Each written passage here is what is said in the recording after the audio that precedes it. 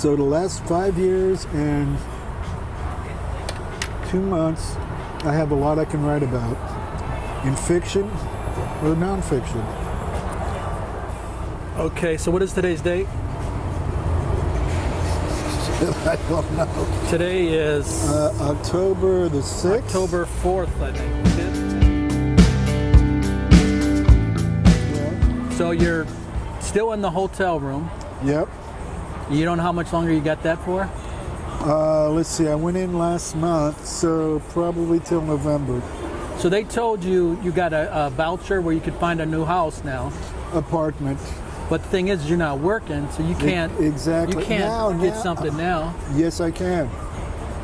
Because they're willing to help pay for it if I can have a certain, like maybe 10% of the rent.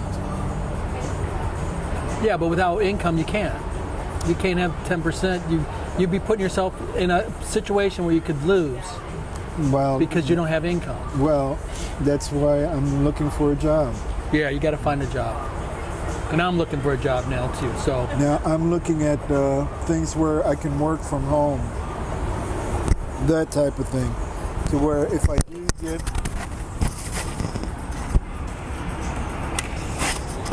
I'm a more silver play.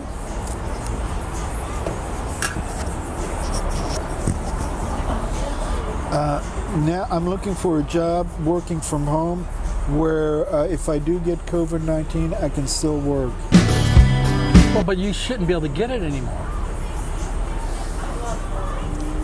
That's where everything is up in a cloud. There's uncertainty. I've already read where a couple other people have gotten it twice. Yeah. So I'm not holding my breath about not getting it. Well, I've heard of long haulers. They get it, but they keep it forever, for a long time, for months. Okay. And for me, the first time I got it, I kept it for 3 months, and then I got it again September 14th. So here you are, 64 years old. No, yes. Unemployed. Yeah. No insurance. Got the VA, but I meant like no retirement. No, nothing. No retirement. You are 64, and you've kind of like, we started this documentary because you had fallen through the cracks. Yep. And are you still in the cracks underneath the surface?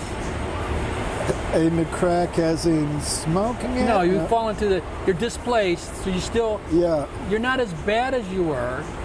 Well, now I have better health than before. You know, I've got an active mind. You know, and actually I have a very good mind, because I'm cursed with it, because I don't forget a lot of things. Yeah. I mean, it's like one counselor said, most highly intelligent people have a hard time letting go. It's like, okay, whatever. Yeah. That's why we do drugs and make documentary films and just fucking do shit that doesn't make any sense to anybody else on the planet. Well, it'll make sense. I mean, this can't keep, so I keep saying, okay, what else? What else? You know, what else are you going to throw at me, universe? Yeah. So now you're the big thing is we got to get you a job. That's all. That's all. Yep. And once we get you a job, then everything else is going to fall into place. Not necessarily. Well, I mean, you got it all set up, though. Yeah. Got your ducks all in a row, as they say. Que sera, sera. So do you think there's a chance you could go back the other way? Go back the other way, as in to hanging out with the no. The crack whore or no. anything like that? No. Never.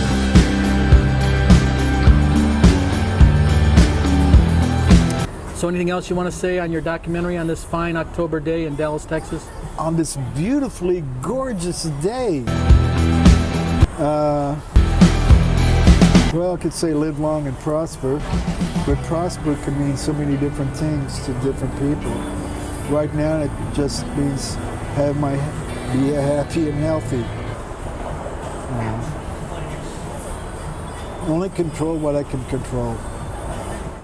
And seeing what happens, I mean, with crack, your raison d'etre is always to get high.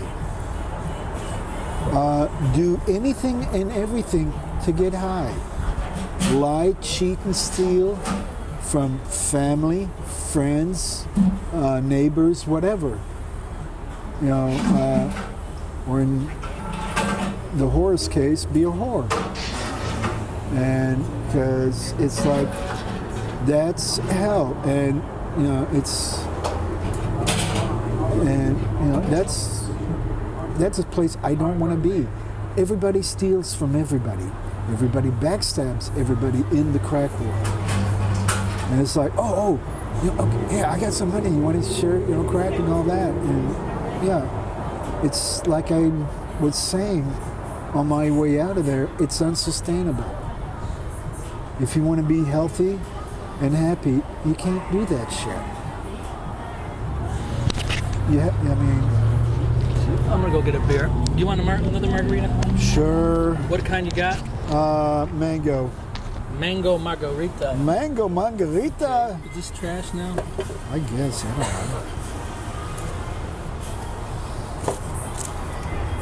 know. Let's see, senor.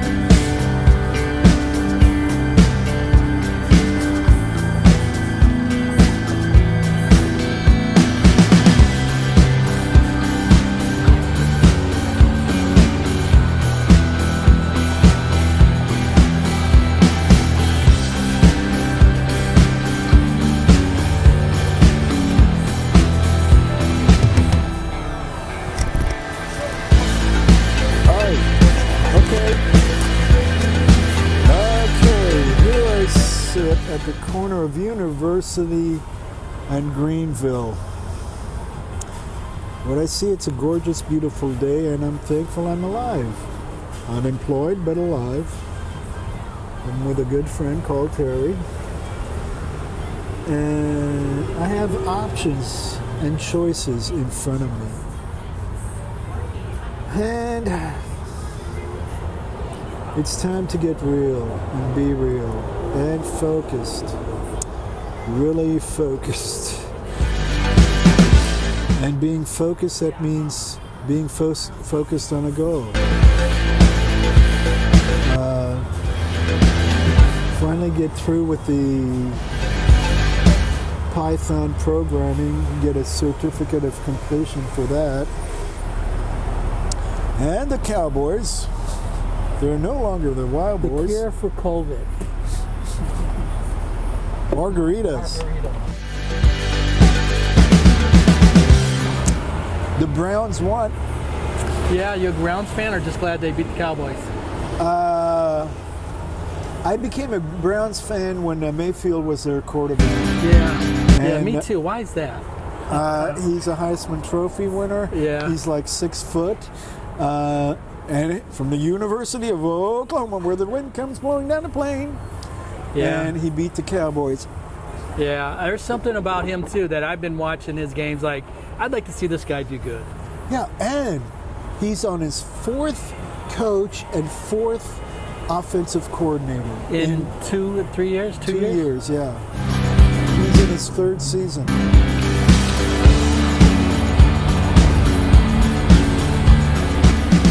And one thing about judo, you can use it instantly because you're practicing your misdirection, some joint locks, but things like that. With Hungar, it'll take about 3 years to become proficient at it.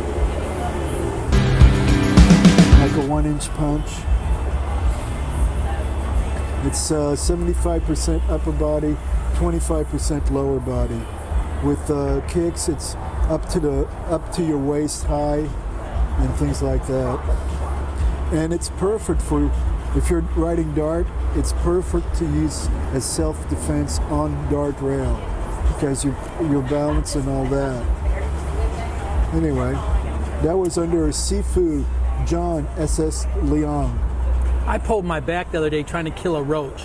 Do you think I could fucking get in a fight on a train with some guy? Okay, I've had back issues myself. No, I'm just saying that. Yeah, I agree with you there. You got to listen to your voice. Yeah. For everything, for exercising. You gotta pay attention to your environment, and if you see something that seems odd, you have your inner voice saying, where are you going? You know, things like that. Then listen to yourself, because we've lived over 60 years. Okay, so yeah, you can pay attention. And I've been to some places, even recently, even this year, I was in hell. I mean, so yeah, Where was hell? Okay, Dart over on Forest, just east of Central. You just mean bad neighborhoods?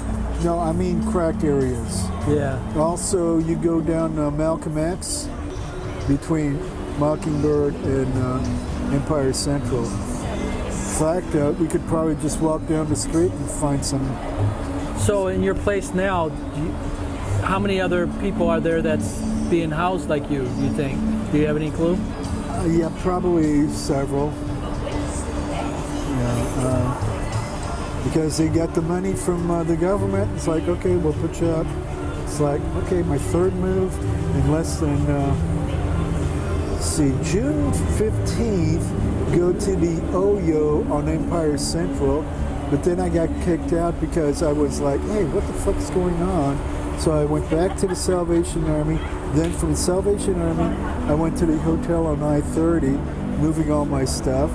Spent 30 days there, then came back to the Salvation Army, and then after my birthday last month, got moved to the Candlewood Suites on Frontage Road between Empire Central and Mockingbird.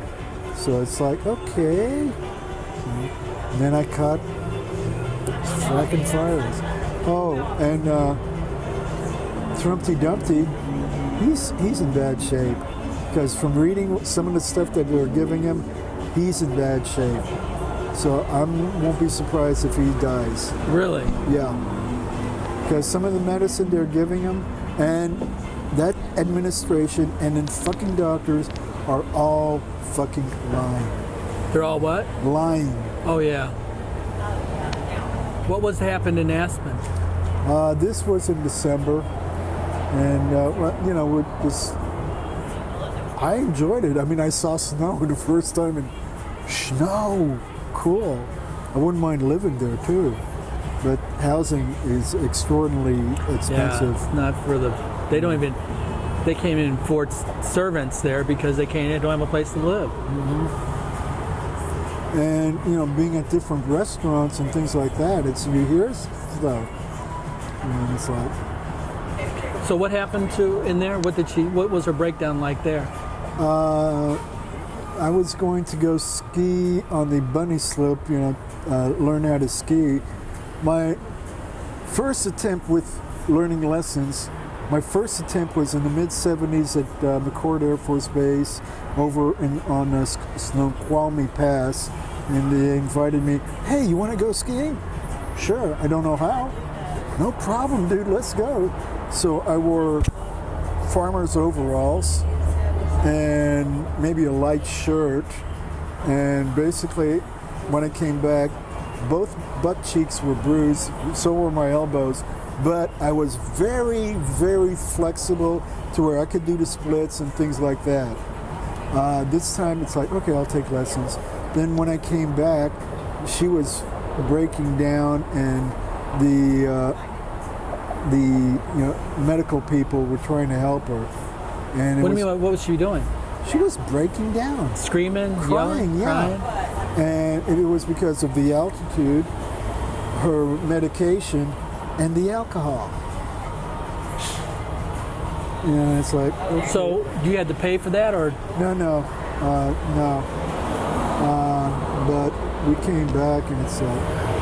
Did you fly back or drive back? Fly back. Drive back. I had a Porsche. Yeah, I had a Porsche 911. But you paid for all that, so you drove a Porsche then? I've had 2 Porsches. Yeah, you were driving a Porsche then, right? You had you're taking her to Aspen, Colorado. Yep.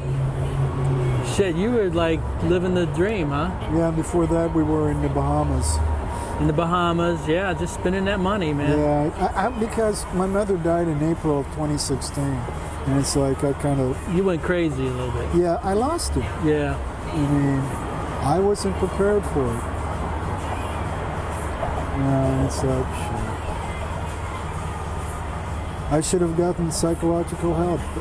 Yeah. I mean, yeah, why do we do shit like that? You know, I mean, it's like because me just cashing in my 401k and thinking I would never need it. Fuck. Yeah. To make a film that I still haven't made a dime on. It's called living life. Yeah. I bought my car with cash. I still hunger for a Porsche. A Porsche Cayman. Unless I find a 997 Porsche 911. But the prices of Porsches are exploding.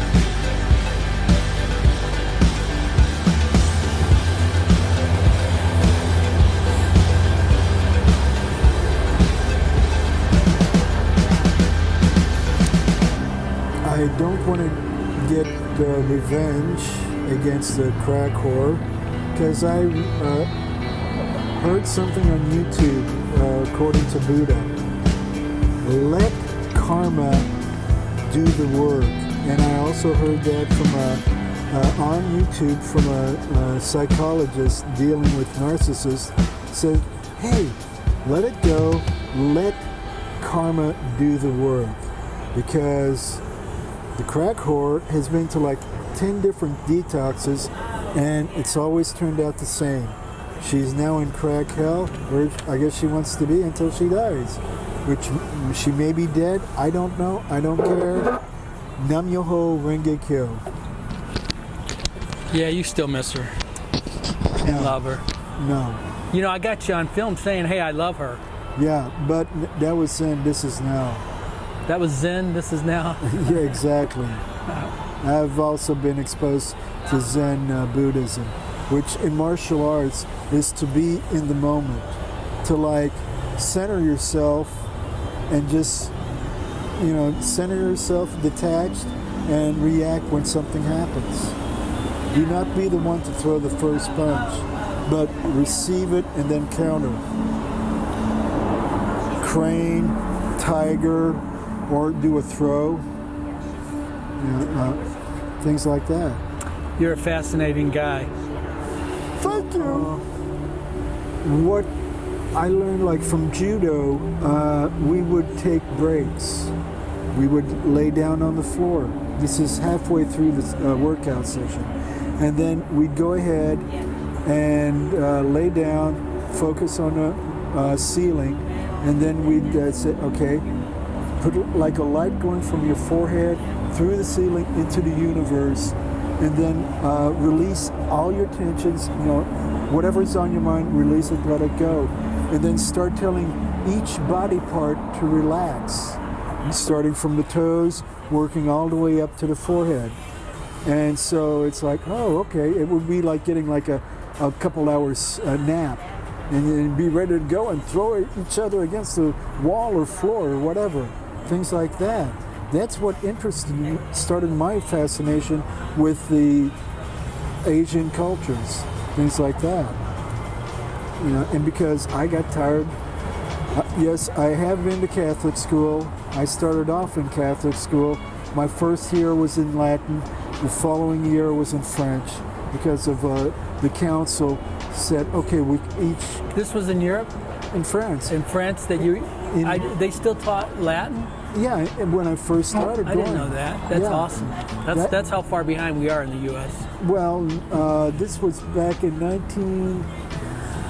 They probably don't do the 16 Latin anymore. No. This the council made it official in 1961 or 62, saying that mass could be done in that country's language. Oh, but before then it was in Latin everywhere. It was in Latin. I didn't know that.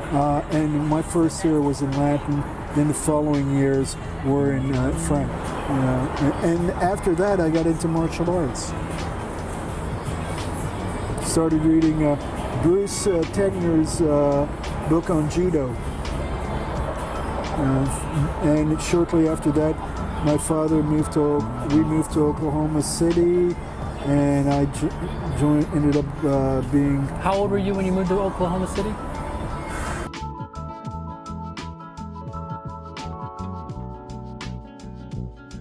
The wall. Yeah, people with this COVID-19, hopefully under Trumpty Dumpty, they're realizing, hey, this COVID-19 is serious. It's serious shit. It doesn't matter who you are, who you think you are, who you pretend to be. If you're the cheatingest, lyingest, backstabbingest asshole like Trump, it affects everybody. Nobody is protected. That's why I've gone back to eating raw garlic early in the morning, drinking apple cider vinegar, things like that, and working out.